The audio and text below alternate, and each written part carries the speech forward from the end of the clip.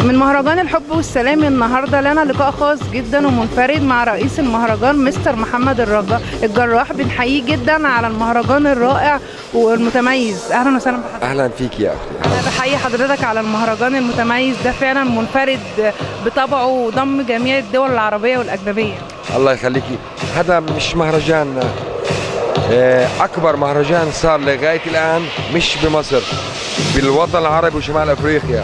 قدرت اني اجيب 21 دوله كلهم عملوا شوهات واجتمعوا على صوت واحد، صوت الحب والسلام.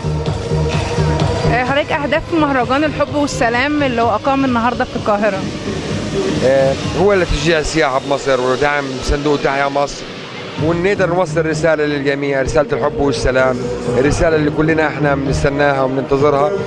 واحنا ان شاء الله نقدر نقدم اكثر بالايام اللي جايه. ومصر دي يعني انا بلدنا، انا مغترب بامريكا، بس من واجبنا انه احنا فلوسنا نجيبها على بلادنا العربيه، ومصر امنا. وفعلا كل سنه بتقدموا المهرجان بيبقى اكتر من رائع، متميز على نفس الطبع ومتميز فعلا يعني. الفضل لكم للمصريين. انتم منورينا هنا في القاهره. الله يخليكي. مصر يعني هي ام الدنيا وام الحضاره وام الفن وام كل حاجه.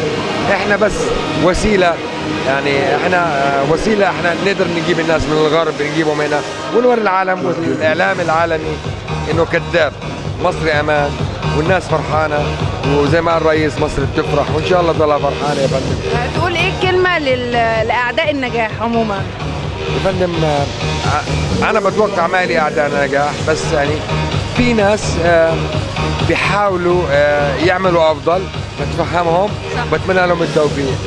وربنا سبحانه وتعالى الايد بالتوفيق. اتمنى الخير للجميع. الله يخليك. وانا سعيده بلقاء حضرتك النهارده. شرف كبير ليا يا فندم. وبحييك على المهرجان المنظم الجميل. الله يخليك. زي ما قلت لك الفضل ليكم للمصريين. شكرا.